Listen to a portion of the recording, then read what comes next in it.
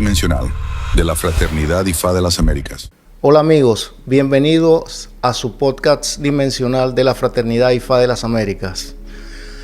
Hoy tenemos un invitado muy especial de la familia, el Babalawo, el doctor Enrique Orozco Oluo Ifáyèmí, quien nos acompaña desde el Uruguay para conversar sobre un tema profundamente revelador: la psicohermenéutica en IFA y cómo este conocimiento conecta con nuestras tradiciones ancestrales con herramientas de la psicología modernas.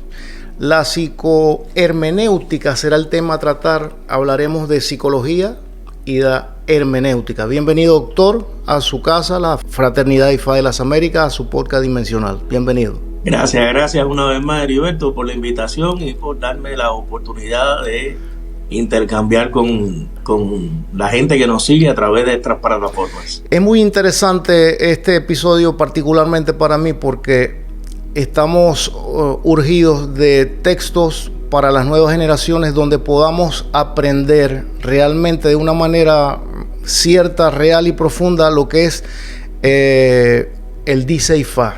Quisiera me comentara, esta idea surge de este desarrollo, de este trabajo que usted está realizando, de más o menos de qué fecha data. Háblenos sobre esto, por favor.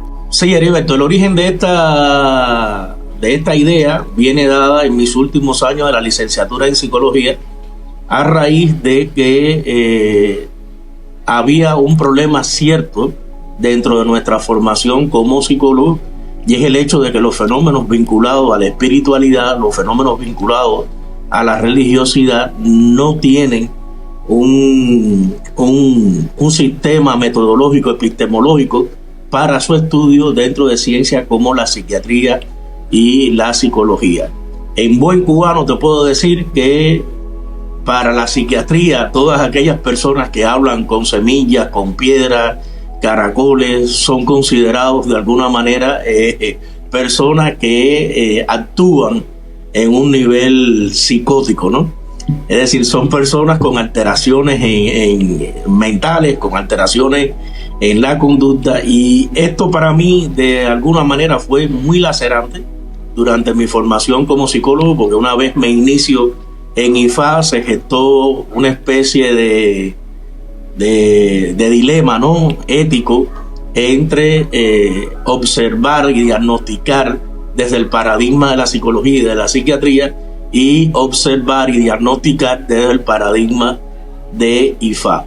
Una de las cosas más significativas también fue el hecho de cuando trataba de buscar literatura especializada en estas temáticas, o que pudieran darnos referentes para el análisis, ¿no?, de la conducta humana desde la perspectiva de IFA, no existe. Es decir, no existen referentes al respecto.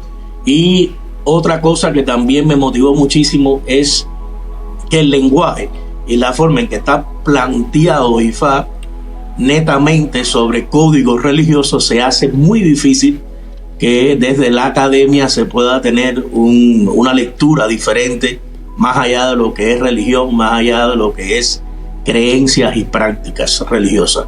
Entonces todo esto se convirtió en fuente de motivación una vez iniciado, para ir haciendo un trabajo de recopilación tanto de teorías psicológicas y teorías que estuvieran vinculados al tema de la hermenéutica, al tema de la semiótica, que me permitieran tener herramientas que pudieran ayudarme a hacer una mejor interpretación de los textos sagrados de IFA. Okay. Entonces empecé a hacer desde entonces una selección de algunas historias por orden, y creé una especie de Dice IFA muy atrevidamente, muy incipiente en aquel entonces, de manera exclusiva para mi familia religiosa. Y por supuesto, con el paso de los años, el avance en la formación profesional, esto se fue perfeccionando como método hasta ahora que me decido ya escribir al respecto serio, con un fundamento epistemológico, con un fundamento metodológico, para que esto no quede nada más a nivel de la familia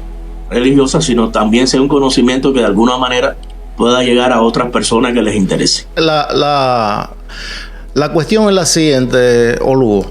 Una persona que agarra un libro, un dice IFA afrocubano, por ejemplo, o el Pedro Arango, de acuerdo a su nivel, y es lo que pienso con mucho respeto para todos, de acuerdo a su nivel intelectual y cultural, va a ser la interpretación que dará a este texto, a este pataquí, a este verso, en fin.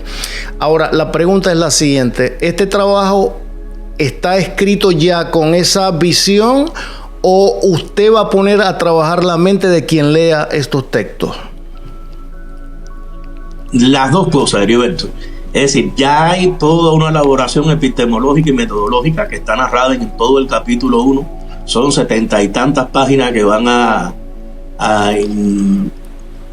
introducir al lector, sea académico, sea investigador, sea religioso, o sencillamente persona que sienta algún tipo de afinidad con nuestra práctica. Lo va a introducir por primera vez en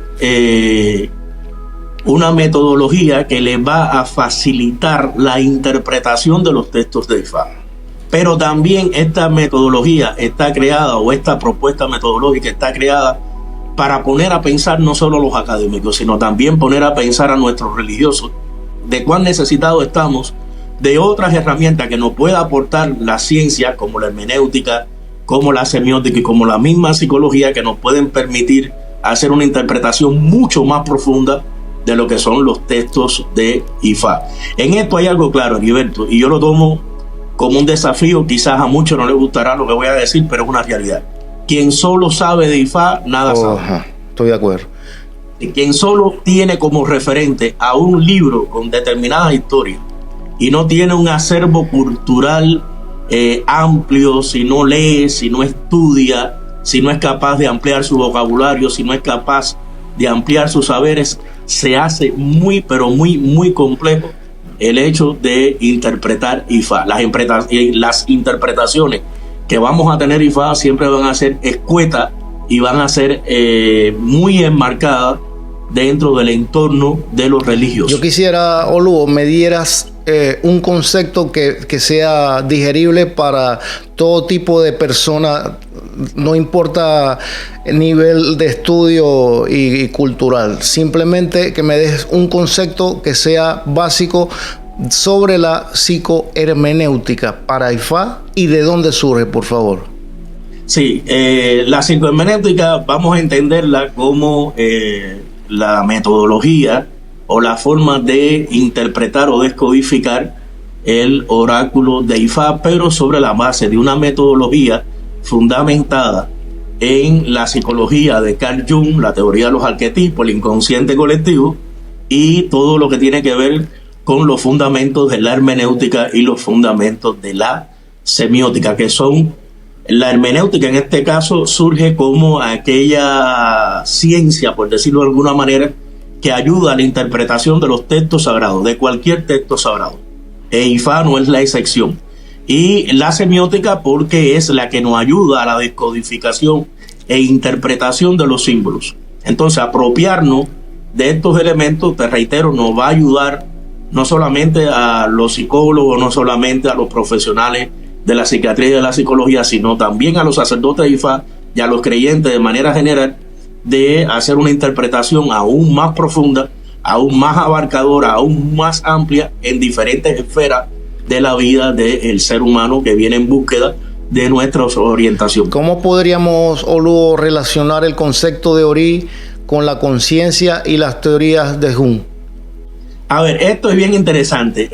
Recuérdate que desde los años 90 para acá circula mucha bibliografía dentro de nuestra tradición que hablan de Ori, Orinu, Yorin Pori, que no es que el Ori esté partido en pedazos ni esté dividido, sino que para uno poder tener una mejor comprensión de estas dimensiones del ser, metodológicamente las personas que lo explican desde conceptos occidentales se fracciona para poder entender todas estas partes del ser.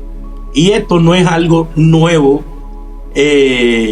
o novedoso para la psicología o la psiquiatría, porque de hecho la psicología, y sobre todo la psicología de corte psicoanalítico, especialmente la psicología del Carl Jung, divide al ser precisamente en 3 dimensiones importantes: el ser consciente, el ser inconsciente y la parte nuestra que compartimos con toda la humanidad, la cual definió muy bien Jung como el inconsciente colectivo. Es decir, tenemos 3 niveles de la conciencia: la conciencia que nos permite estar en el aquí y ahora, el ser consciente de nuestra existencia; el inconsciente individual y el inconsciente colectivo. Ese inconsciente colectivo, en ese inconsciente colectivo es donde están los arquetipos. ¿Y qué son los arquetipos? No son otra cosa que símbolos universales que compartimos toda la cultura y que comparte la humanidad desde su propio origen.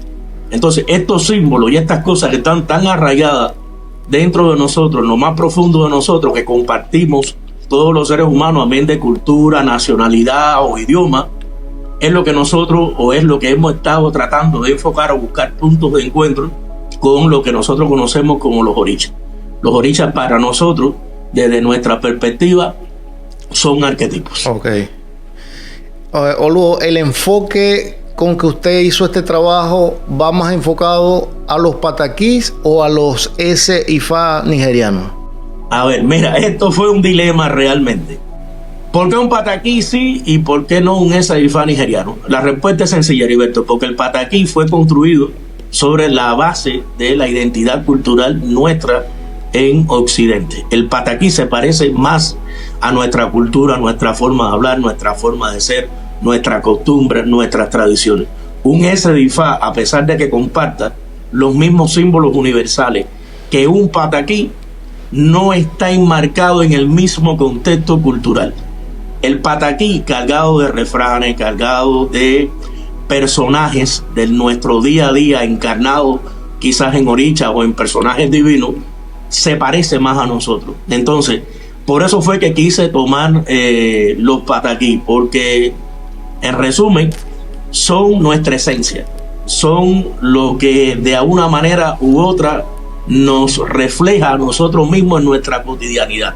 Habla de quiénes somos y de qué características tenemos y de cómo nos comportamos y de cómo somos en el mundo, ¿entiendes? Por eso para mí era más válido en estos textos hacer uso de los pataquí que propiamente de los Ifá nigerianos. En esto también hay que tener en cuenta algo. Ya hay un antecedente de un estudio importante hecho por el doctor Wandy Abimbola en su tesis doctoral, donde él describe algo que llama estructura octagonal de los versos de Ifá, y es una metodología que mal que bien sirve para el entrenamiento de sacerdotes de la tradición nigeriana, algo que nosotros de una manera u otra adolecemos dentro de nuestras prácticas de Ifá Orisa afrocubano, y que creo que puede ser lo que estamos haciendo, lo que vamos a proponer, un elemento de vital importancia para tener también nosotros una metodología que podamos decir, bueno, esto sirve para hacer una interpretación general entre todos y una interpretación más completa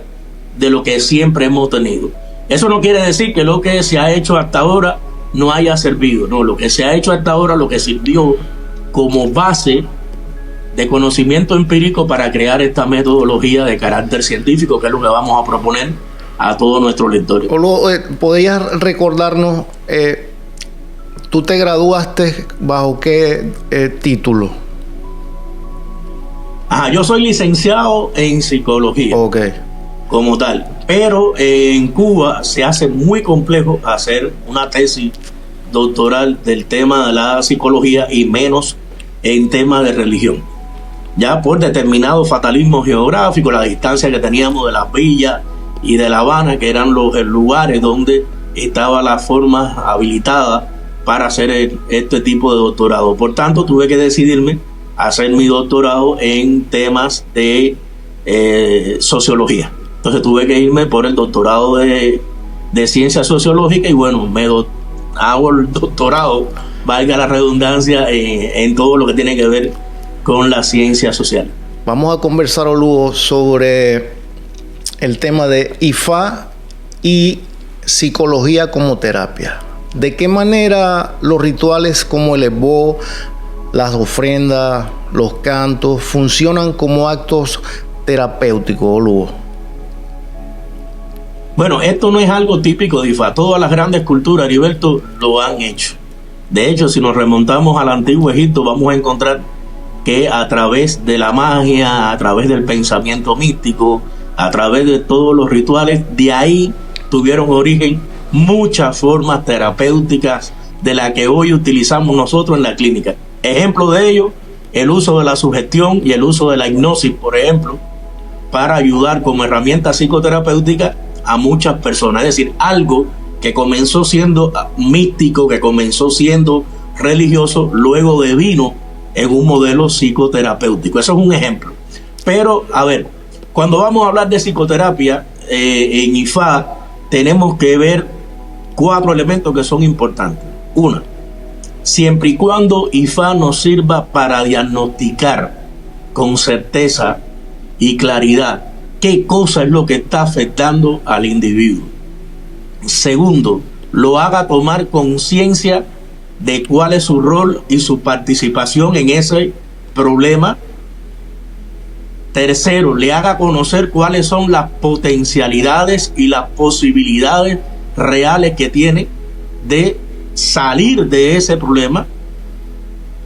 Cuarto, si es capaz de hacer que el individuo mejore esa situación, sea psicológica, social, espiritual, y le permita al hombre reintegrarse a su vida cotidiana y le permita al hombre reintegrarse a su vida social sin ningún problema, estamos hablando indiscutiblemente de una forma o un modelo psicoterapéutico. Bien, si somos capaces de devolverle la armonía al hombre con él mismo, con su entorno y con todo lo que lo rodea, entonces ya estamos hablando indiscutiblemente de una forma de psicoterapia. Quizás no es una forma de psicoterapia reconocida, declarada, científicamente descrita, con todos los paradigmas que debe de cumplir, pero sí en esencia es un modelo indiscutiblemente psicoterapéutico. Ojo, eso no quiere decir que el babalao esté capacitado para hacer psicoterapia. Hay cosas que nosotros hemos aprendido como conocimiento empírico y los aplicamos en nuestro día a día, en nuestras acciones para con nuestros ahijados, para con nuestros clientes. Pero no necesariamente quiere decir que el babalao está habilitado para hacer psicoterapia, ni que lo que hacemos es psicoterapia. Hablando un poco sobre los beneficios que podría tener un sacerdote, un babalao, al aplicar fundamentos de psicología cognitiva y emocional en sus consultas, pienso yo que sería muy bueno, podría ayudar muchísimo, porque a veces en una adivinación, en una consulta que usted haga sin hacer ningún tipo de sacrificio, esbo, ofrenda, solamente con escucharlo usted y darle un consejo y una orientación, la persona se puede levantar con el problema resuelto. Claro que sí, y al final, mira, Heriberto, lo más importante es que cuando el individuo se levante de esa silla, primero, tome partido en la solución activa de su problema. Y 2, sea consciente 100% de qué cosas son las que tiene que renovar, cambiar. Y eso es lo que hace IFA, y eso es lo que hacemos nosotros en nuestro día a día de manera empírica, de la hora en punto en que yo te pongo en contexto de una historia, y esa historia te transmite cuál es el modelo conductual que siguió el personaje para resolver ese problema, y tú lo aplicas tal cual, y te comprometes además en la acción activa a desarrollar esa misma conducta que siguió el personaje, usted está indiscutiblemente predispuesto a la mejora, predispuesto a ¿cómo explicarte? Estás 100% en consonancia con la sanación, estás 100% en consonancia con la resolución del problema. Mira, a veces los rituales nosotros subestimamos el valor tan importante que tiene un rito. Desde la hora en punto en que tú me digas a mí, por ponerte un ejemplo hipotético, tienes que hacer esbo, y para hacer esbo, para mejorar esto, debes de traer un pollo, una botella de aguardiente, un tabaco y una vela. El hecho ya de que yo me movilice en función de buscar todo eso, ya todo eso va generando cambios en mí que son importantes. Entonces, cuando yo llego ya al momento de hacer el esbo, yo no soy un ente pasivo. A diferencia de otros sistemas religiosos, es uno de los valores más grandes que tiene IFA. En IFA yo no tengo que ponerme a orar a que alguien un día, cuando tenga la santa voluntad, me resuelva el problema. No. Oricha me propone un modelo conductual, Oricha me propone qué hacer y yo me muevo activamente en función de la solución de mi problema. Bien, ¿qué cosas ocurren? Y que son sesgos que ocurren durante el trabajo del babalawo. Es que cuando no damos las orientaciones adecuadas, la gente son capaces de pensar de que cuando traen las cosas para hacer el esbo, la responsabilidad de que se resuelva el problema es única y de manera exclusiva o de los orichas o del babalawo. Ahí sí estaríamos cometiendo un error grave, porque lo más importante es que tiene que saber el individuo que a partir de que comience a hacer el esbo es que empiezan a generarse los cambios.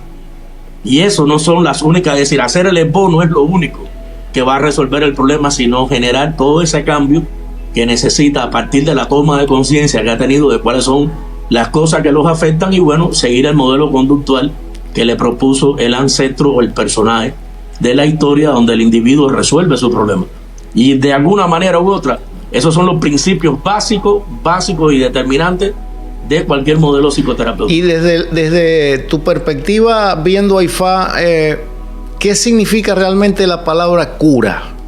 A ver, es el reencontrarte contigo mismo y vivir en armonía, primero que nada contigo mismo, vivir en armonía con tu entorno y vivir en armonía con todo lo espiritual que te rodea. Si tú logras realmente vivir en consonancia y en alineación con estas tres dimensiones, usted es una persona sana.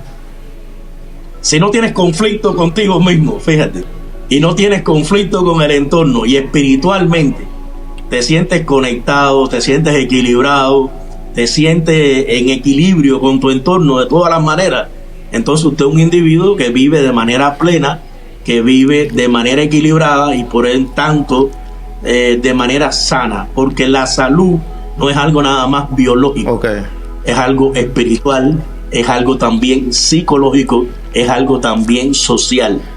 Entendido. Hablemos luego sobre riesgos y responsabilidades en la praxis. ¿Qué riesgos existen cuando reducimos los signos o los odus de IFA a simples predicciones, Oluo? A ver, esas interpretaciones literales también a veces traen complicaciones. ¿Por qué? Porque hay que tener en cuenta algo que aprendí con una profesora brillante de psicología cognitiva que se llama la invarianza del significado de la paráfrasis. Esto en términos cognitivos es complicado, pero lo voy a tratar de traducir más fácil para que podamos entender. Un mismo mensaje, Heriberto, en diferentes contextos mantiene la misma esencia, pero no puede ser enfocado de la misma manera.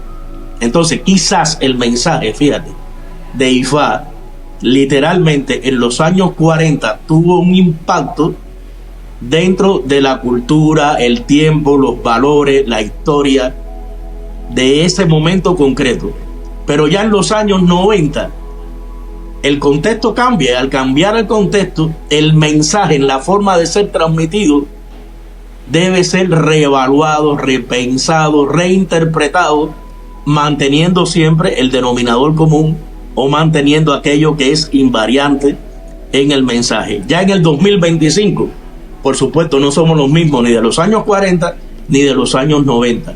Eso implica que con, por ejemplo, las nuevas tecnologías de la información, las redes sociales, toda una serie de elementos que aparecen, que dinamizan de alguna manera y cambian el entorno, obligatoriamente IFA, para poderse mantener y navegar actualizado en esos sistemas, no IFA, fíjate, porque el discurso va a ser invariante.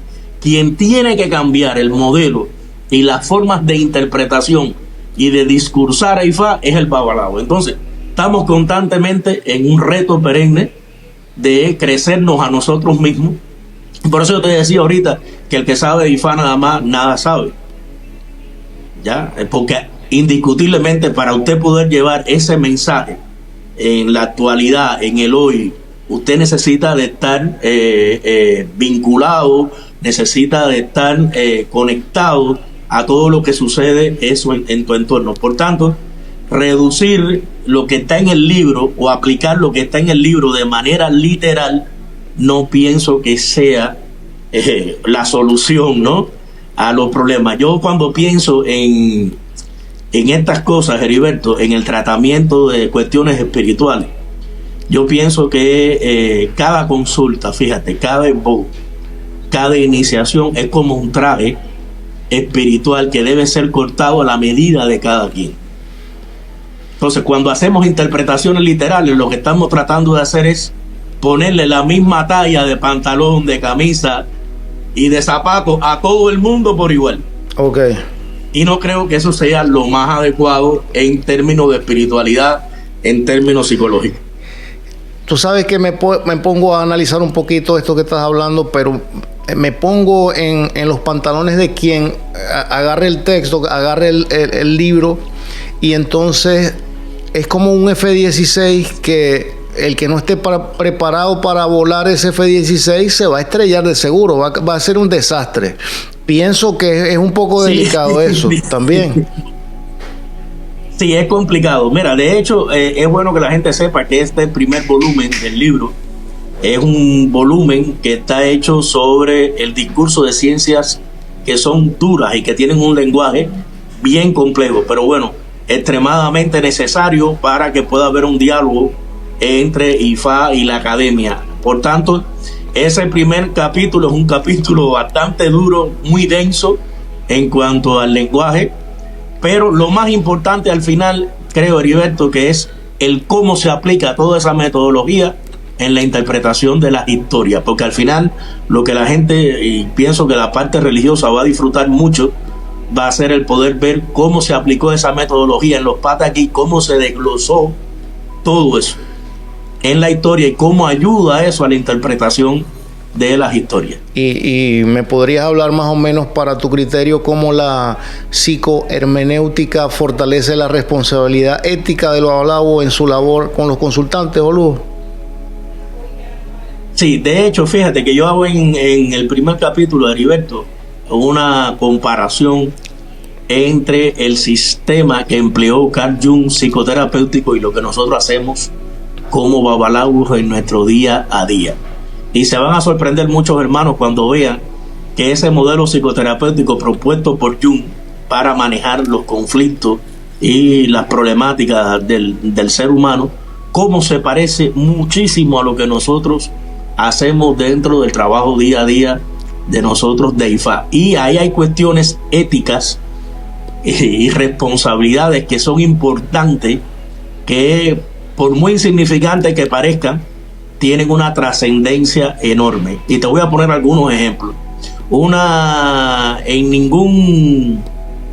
En ninguno de las dos esferas es recomendable, por ejemplo, que una persona que venga con un problema y con una crisis aguda, no es bueno hacer un abordaje de manera directa de cuáles son los problemas y de cuáles son las situaciones que está viviendo la persona. Siempre debe haber una especie de antesala donde tengamos la oportunidad, primero que nada, de calmar a la persona, y que la persona, cuando vaya a entrar lo mismo a una consulta o que vaya a entrar a hacer cualquier proceso de orientación de IFA o Erindilogún, creo que lo más adecuado sería que la persona entrara con el estado mental adecuado para que pueda analizar junto con Orisa, junto con IFA, junto con el Babalao, junto con el maestro de lectura del Caracol, pueda llegar a tener una evaluación y una conciencia plena de qué cosa es lo que los afecta. Entonces, a veces, sentarnos a consultar o sentar al consultado en un estado mental que no sea el adecuado, estaríamos empezando un proceso, o estaríamos empezando lo mismo, un proceso terapéutico con un proceso de trabajo de IFA de la manera menos adecuada. Una de las sugerencias también que hacemos ahí en esos modelos psicoterapéuticos es el hecho de tener una historia clínica espiritual. ¿Y a qué me refiero, por ejemplo, con una historia clínica espiritual? Nosotros nos hicimos como costumbre, y esto lo aprendí yo de un gran maestro que se llama Víctor Betancourt Estrada. Víctor tiene como costumbre anotar las consultas de todas las personas que él ve, ¿no?, en un año, por ejemplo. Y a las personas les gusta hacerle seguimiento. Y cuando yo veía esto por primera vez con Víctor, yo decía, coño, qué cosa más interesante. Porque precisamente es como llevar una especie de historia clínica espiritual, que cuando el individuo vuelva a consultarse un día, ya tú vas a tener ese registro, ¿no?, de todo lo que espiritualmente la persona ha vivido anteriormente, de lo que ha hecho. Y esto también es parte del análisis íntegro de quién es ese individuo y cuáles son las problemáticas que los afecta. Es decir, no solamente lo que lo está afectando hoy, sino lo que lo ha venido afectando desde antes. Y yo, ni corto ni perezoso, copié ese modelo, Heriberto, y lo apliqué también en mi familia religiosa. Por ejemplo, las personas de mi familia religiosa, cuando se consagran, tienen algo que yo le llamo la historia clínica.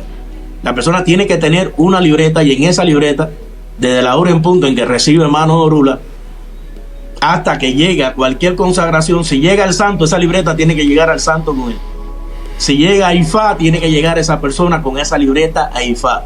Y en Ifá y en el santo no van a haber libretas nuevas, sino será esa libreta la que continuará toda la biografía, la historia de vida espiritual de ese individuo. Y ahí se escriben todos los epos que se hacen, todos los dafá que se hacen, todas las cosas que el individuo hace, las orientaciones fundamentales que se le dan. Muchas veces las personas vienen a nosotros y han olvidado, Heriberto, por no tener este tipo de registro, que deben algo a las divinidades, y las personas no se acuerdan. Y hoy se consultan con Pablo, mañana van con Juan, y cuando van con Juan, Juan no tiene la forma de saber qué es lo que el individuo ha dejado atrás, qué no ha hecho, qué tiene pendiente. Y a veces venimos buscando nuevas soluciones cuando de lo que se trata es de cumplir con lo que se nos dijo anteriormente que teníamos que hacer. Pero bueno, como no tenemos ese registro, como no tenemos esa memoria escrita espiritual del individuo, se hace muy difícil. Entonces, por ejemplo, una de las propuestas que se hace en el texto es la creación precisamente en nuestro día a día de estas historias clínicas espirituales, ¿no? Mira, Enrique, tú sabes que está claro que un cliente o un ahijado visita al padrino, al olúo, cuando tiene X problemática, qué sé yo, podemos traer problemas financieros, de dinero, de falta de empleo, inclusive problemas de salud, alguna enfermedad. Pero yo te pregunto, ¿cómo podría Ifá ayudar a una persona a superar problemas emocionales o personales, nerviosos en su vida diaria? A ver, Heriberto, cuando una persona viene a consulta, muchas veces no es conscientemente del todo de qué cosas son las que las afectan o lo que lo afecta. Bien, muchas veces venimos con una visión epidérmica del asunto, o nada más nos basamos en los síntomas de lo que experimentamos y no verdaderamente en las causas. Inclusive, te digo más, esa percepción quizás equívoca de lo que nos está pasando nos hace creer a veces que la solución que necesitamos es una, y no siempre coincide eso que nosotros pensamos o de la manera en que lo tenemos concebido conscientemente con lo que nos propone Ifá. Bien, y a veces, por ejemplo, tenemos un problema de que no encontramos trabajo. Eso nos genera una angustia enorme porque sabemos todo lo que tenemos que pagar, tenemos que mantener a la familia, los biles que tenemos, y eso empieza a hacerme vivir un estado de angustia, un estado de perturbación mental que es muy grande. Y yo puedo creer, fíjate, en un momento determinado que mi problema es realmente un problema de dinero, o que es un problema de que no se me facilita conseguir trabajo. Y sin embargo, Ifá, cuando yo voy a sus pies, me dice que lo que yo tengo es un problema de mal carácter. Entonces, quizás le estoy echando la culpa al vecino de al frente, quizás le estoy echando la culpa al brujo que se fajó conmigo hace 10 años atrás, quizás le estoy echando la culpa a quien sea de lo que me está sucediendo, y no he tomado yo una conciencia plena de que soy yo quien está generando eso con el mal carácter. Entonces, usted no consigue trabajo no porque no tenga oportunidades, sino porque el carácter que usted tiene no le permite hacer buenas relaciones, no le permite ser empático, no le permite ser carismático.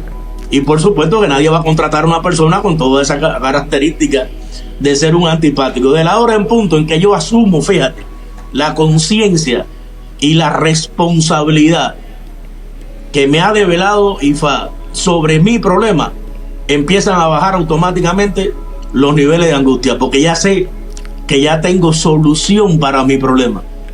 Entonces la solución puede tardar más o menos en dependencia de mi compromiso de participación activa en desarrollar las habilidades necesarias, hacer los cambios pertinentes que me permitan superar ese obstáculo y poder resolver mi problema, que es lo más importante. Entonces, si elimino la causa, Heriberto, del problema, automáticamente todo lo que está falsamente construido o edificado en torno a lo que yo creo que es el problema y lo que me produce la angustia, empieza a mermar y empieza a desaparecer.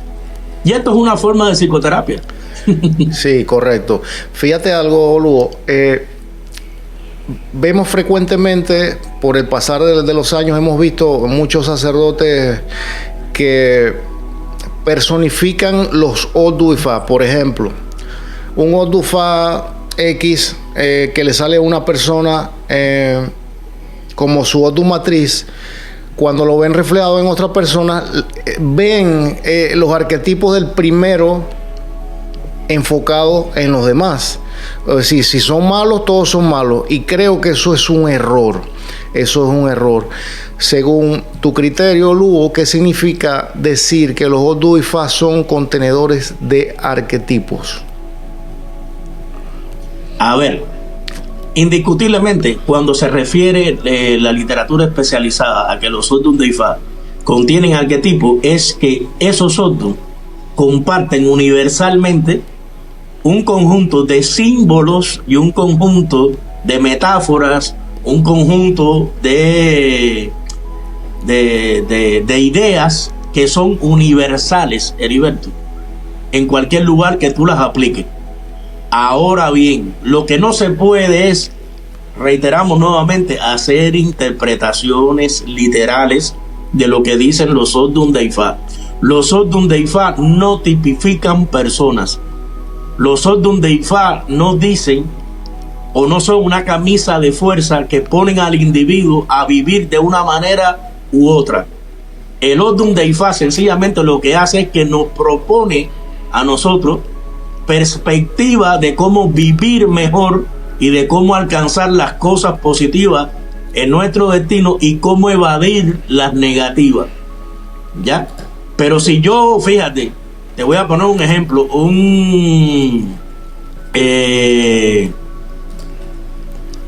Odun que hable de la bebida, Ochepaure, por ejemplo. Todos los Ochepaures no están condenados a ser borrachos. ¿Me entiendes? Si usted es borracho y usted es un alcohólico, es porque usted ha definido en su vida ser así, no porque el Odun lo obligó. O tú sabes, la historia famosa, Alibaba y los 40 ladrones. No, yo soy ladrón y yo soy bandido porque yo tengo Turazá. No, usted es ladrón y es bandido porque sus valores como individuo son afines con esos antivalores. ¿Entiendes? Pero no porque, no, Osameyi, todas las mujeres tienen que ser prostitutas y tienen que ser mujeres de la vida. No, negativo. Yo no puedo tipificar a una persona porque eso sea parte de lo que dice el signo. Los seres humanos somos únicos y irrepetibles. Bien, por tanto, la información que está en un Odun o en un mismo Odun a 5 personas que lo tengan, nunca se va a manifestar de igual manera. El error está en querer encasillar a que lo que vi en uno necesaria y fatídicamente se va a manifestar de igual manera en otro. Eso sí es un error. ¿Me entiendes? Por eso te decía ahorita que todos estos procesos de interpretación tienen que ser como trajes cortados a la medida espiritualmente de cada individuo, de cada situación y de cada entorno en el que se den. Estas son cosas que hay que tener en cuenta, porque si no lo que hacemos es que repetimos de manera mecánica lo que está como con información contenida en el otro y no la aplicamos, sino lo que hacemos es reproducirla literalmente. Mira, Oluo, en los tiempos que estamos viviendo hoy, que la sociedad está tan destruida y han perdido los valores, y da mucha tristeza y pena, vergüenza hablar de este tema, pero lo que se está viendo en las redes sociales es horrible. La falta de respeto entre religiosos es horrible. Es una peste que ha caído que la verdad que da pena. Fíjate tú que yo lo primero que le pediría al doctor Orozco y a todos los doctores que puedan aparecer a participar en lo que tiene que ver con la religión Orisha Ifá es a darle terapia psicológica a los sacerdotes, porque creo que tienen un gen, una tara que los ha vuelto locos a todos, o a la mayoría. Mira, Heriberto, hay algo bien interesante y quizás es festinado y es atrevido lo que voy a decir, tanto para mi colega del mundo profesional como para mi colega del mundo religioso.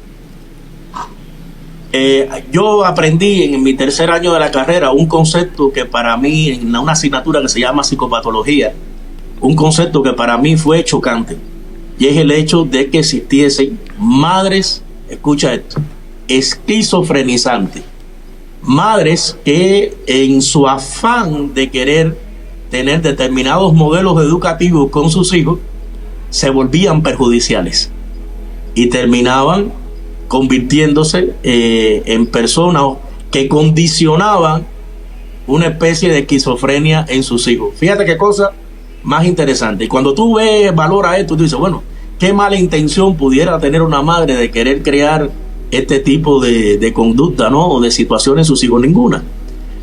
Pero si reconocemos que existe este modelo esquizofrenizante en una figura tan cercana como la madre, mi hermano, no estamos muy lejos del concepto, fíjate, atrevido que voy a decir, de redes esquizofrenizantes. Te lo creo. Hoy por hoy las redes, y de esto que tú me estás hablando, donde los individuos sacan lo peor de sí, son modelos de redes esquizofrenizantes que generan personalidades sociopáticas como la que vemos a diario, ya que constantemente tienen que estar generando conflictos para sentirse ellos bien con ellos mismos. Entonces constantemente echan a pelear un hermano con otro y tratan de crear un ambiente completamente disfuncional en lo que debería ser orgánico y funcional como lo que es nuestra práctica. Entonces vemos individuos todos los días empeñados en querer denigrar a los demás, en querer sobresalir por encima de los demás, en querer implantar ideologías y formas de ver y de interpretar la religión, y con esto estamos haciendo prácticamente de las redes sociales un campo de batalla. Pero ojo con todas estas personalidades sociopáticas que por el hecho de que tengan miles de seguidores no quiere decir que sean las personas más adecuadas para guiar nuestro sistema religioso. Así que es una alerta de manera general. Como mismo pueden existir madres esquizofrenizantes, existen modelos de redes que generan a través de sus algoritmos modelos de conducta esquizofrenizante. No, y que cada día se suman más seguidores a ese modelo.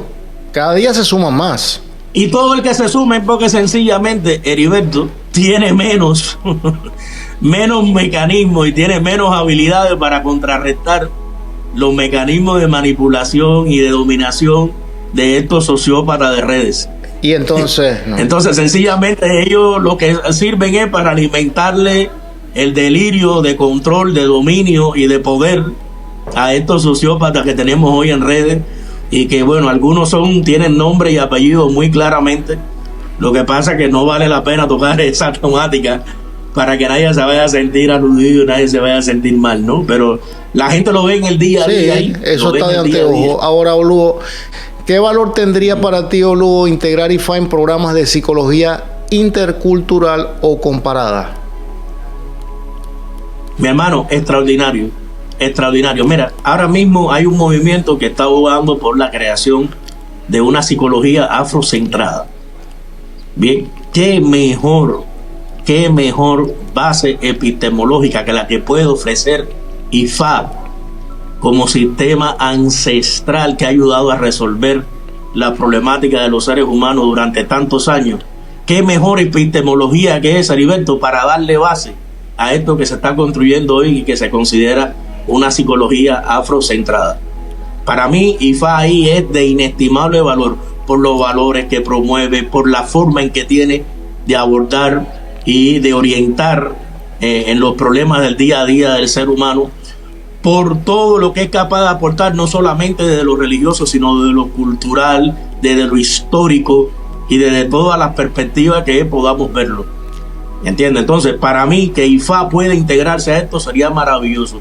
Y cómo habría una retroalimentación para la parte religiosa.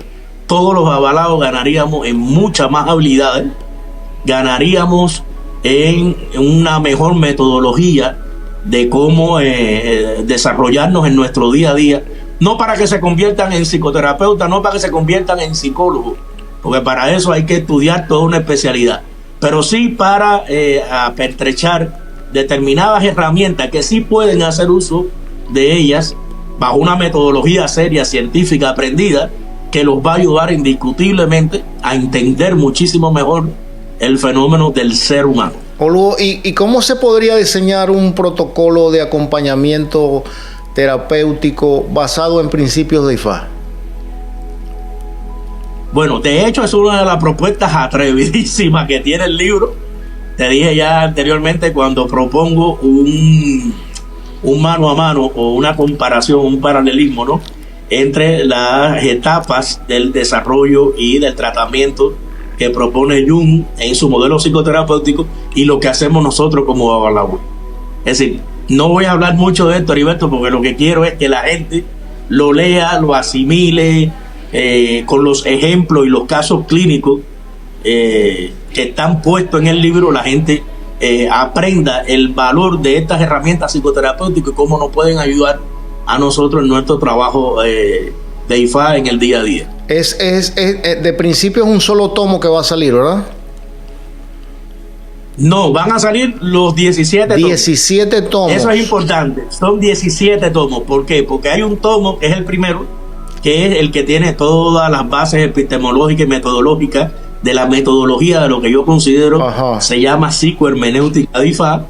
Y después viene entonces el resto de los 16 capítulos restantes, donde vienen las historias desde Osbe a Tofun, todas sus combinaciones a razón de 2 y 3 historias por otro de IFA.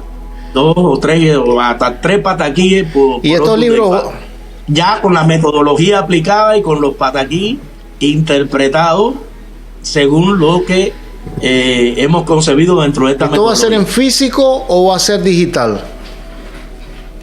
Digital, indiscutiblemente digital. Hoy tenemos un problema muy serio con las editoriales tradicionales, Heriberto, que es prácticamente al autor de los textos le toca absolutamente nada, y es el productor y el autor intelectual del texto, ¿no?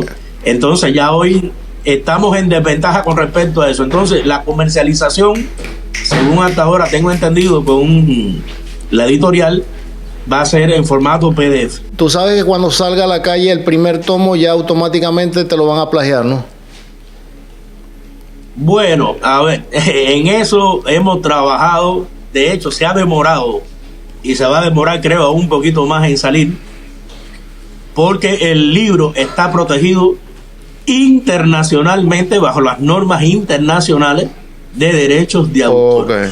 Por tanto, van a ver que en la nota, en el pie de página de cada momento del libro, van a leer una nota que dice la ley que se estaría violando del Uruguay y de manera internacional cuando se reproduzca de manera parcial o total, o se haga uso de algún tipo del contenido de la información que está en ese texto. Entonces, realmente ahora mismo no me preocupa el mecanismo que está creado acá en el Uruguay para la protección de los derechos de autor. Es un mecanismo bastante eficaz. Ahora mismo sería engorroso explicarlo, pero no creo que exista ninguna dificultad con eso, Heriberto. De todas maneras, siempre está el llamado a las personas serias, a las personas con 2 dedos de ética, que saben que prostituir y regalar o piratear la obra de alguien no es correcto. Y bueno, de todas maneras, aún así, cuando nos enfrentemos a una acción de ese tipo, ahí están los abogados de las oficinas que defienden el tema de derechos de autor, donde ya estas obras están inscritas, tienen un número de registro. Todos los que quieran comprar estos libros, ¿cómo te pueden contactar? Dame también, por favor, tus redes sociales. A ver, lo pueden hacer a través de mi página de Facebook o a través de mi TikTok, que es Enrique Orozco Oficial. Enrique Orozco Oficial. Y de igual manera siempre aparece el número de contacto de WhatsApp aparece el número de contacto de WhatsApp, que es +598 97 846 821. Es decir, las personas pueden escribirme a ese WhatsApp sin ningún problema. Y bueno, se lo haremos conocer a todos los hermanos en redes sociales para que accedan al mismo y puedan comprar el libro a través del link que vamos a poner y bueno, y de la información que vamos a estar proporcionando. Bueno, Lugo, como siempre ha sido un placer, agradecidos, que se repita tu visita pronto. Gracias, un abrazo fraternal. Mi hermano, gracias a ti por ayudar por esta plataforma a difundir este tipo de mensajes. Agradecerte siempre por todo el trabajo que estás haciendo con tanta responsabilidad, con tanta entrega. Y bueno, nada, seguir a la gente exhortándola que siga la plataforma, que como esta plataforma dudo que existan otras que verdaderamente ayuden a las personas a nutrirse de buenos conocimientos, de buenas experiencias y de buenos saberes. Un abrazo fuerte. Podcast Dimensional de la Fraternidad IFA de las Américas.